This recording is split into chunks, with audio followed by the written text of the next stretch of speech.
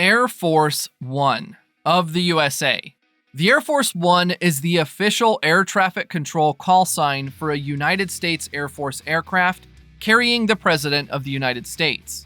Air Force One is now getting updated and is getting a makeover. And today we are going to find what's inside the new Air Force One.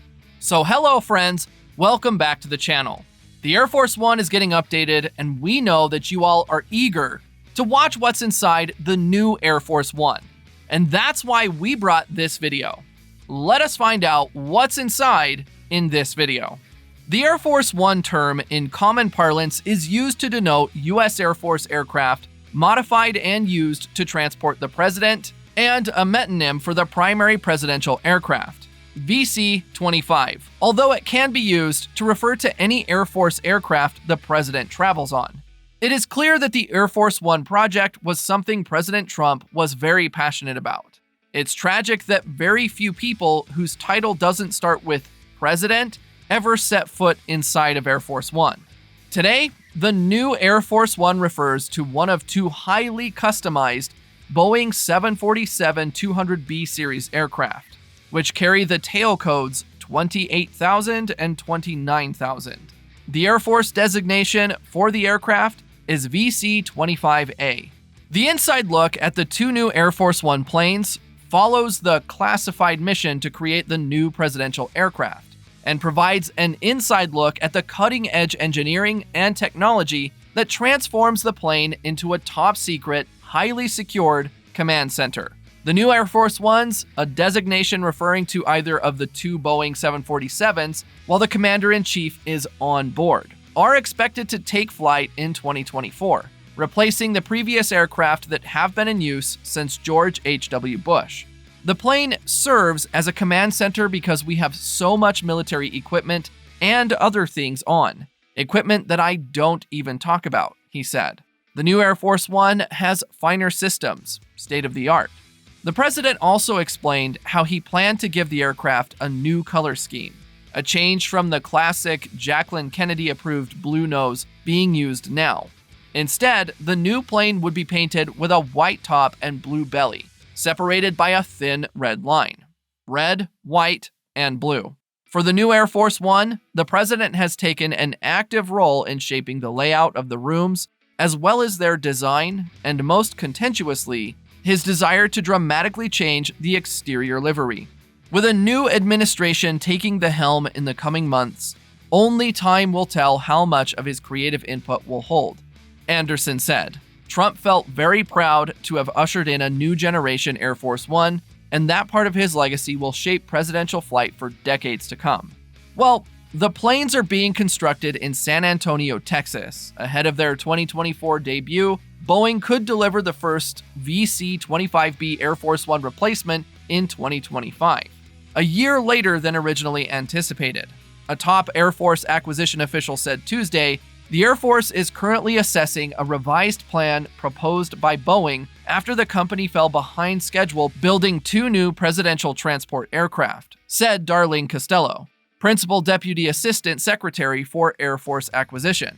Here's what we know about the next version of Air Force One, which the Air Force calls the VC-25B, and the history of presidential aircraft leading up to the present day. There used to be tail feathers. Presidents have always flown in a Boeing 747.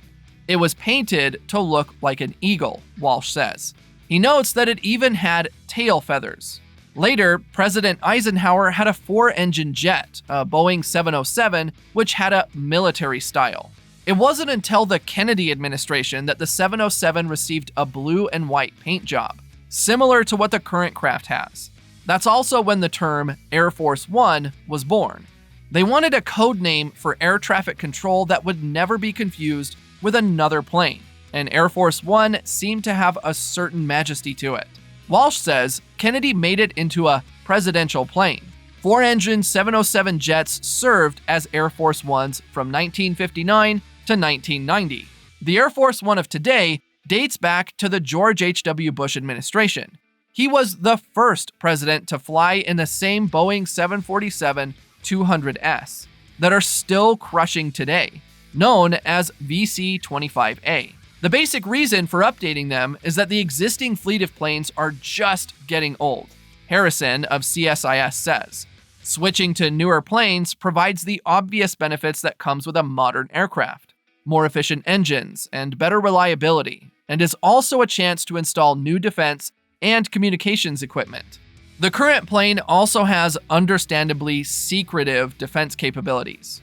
What we do know is that Air Force One has a skin on its design to ward off electromagnetic pulses if there was a nuclear war. Walsh presumes that the next version would have a similar system. Each of the current Air Force One aircraft is equipped with classified security and defense systems, including measures to protect onboard electronics against the electromagnetic pulse of a nuclear explosion. A telecommunications center is located in the upper level, and in the lower level is a cargo hold with a self-contained baggage handling system. The middle level contains accommodations for as many as 70 passengers in addition to the crew of 26. The VC-25A can accommodate more than 70 passengers. These accommodations include seating and work areas for media representatives, security staff, and other personnel, a combination conference dining room, an in-flight pharmacy and emergency medical equipment, and 2 galleys in which as many as 100 servings per meal can be prepared. The presidential suite, located in the quiet forward area of the plane, contains an office, a bedroom, a lavatory, a front door, and many more. The president, his family, and special guests use the front entrance here, near the nose of the plane. The plane has a rear entrance, press seating area, and Air Force One TV. Air Force One's 4,000 square foot interior has a reported 85 telephones and numerous televisions. The Air Force One has about 20 televisions. The aircraft, known as Marine One, is often used to transport presidents and their guests to and from Joint Base Andrews in Maryland, where Air Force One parks when not in use. It is America's most famous plane with a controversial flyover. This specifically configured Boeing 747-200B, known by call sign Air Force One when it carries the president aboard, is arguably the most important aircraft in the world. The 232-foot-long aircraft features 4 jet engines, each with 56,700 pounds of thrust. It has a max speed of 630 miles per hour, or Mach 0.92, and can fly as high as 45,100 feet. Its range is 7,800 statute miles, though it can be refueled in air in case of emergency. Last month, Boeing reported a $318 million charge on the VC-25B program to turn 2 Boeing 747s into new presidential aircraft, which are given the call sign Air Force One when the commander-in-chief is on board. The first VC-25B was originally scheduled for delivery in 2024. Once Richardson said, "Obviously on Air Force One, interiors is a very critical supplier, so we've got to get that right. Boeing is working hard. They've got another supplier identified. We're going to transfer as much of the work on the interiors as possible. We've already made a lot of decisions on the interior, but there's a whole lot of work left to go." A Boeing spokesperson declined to share more details about the delays to the VC-25B program, and declined to name the new interior subcontractor. The planes, which are expected to be delivered in 2024, will undergo a thorough design review and will be modified to meet very specific needs of the President of the United States. Do you all want to know its cost? Well, the program will cost taxpayers $3.9 billion. Individually, Boeing 747-200B will cost $325 million, and each VC-25A costs approximately $325 million. So, this was a beautiful glimpse of the new Air Force One. Have you all liked it? Share with us in the comments section below. Thank you for watching, my friends. The Air Force will soon introduce the new planes and will give a new look to the Air Force. Do share your views and opinions about this with us in the comments section. If you liked the video, hit the like and subscribe button, and be sure to share this video with all your friends and family. We'll catch you in the next one. Till then, watch our previous videos if you haven't yet to know more about new and stunning private jets.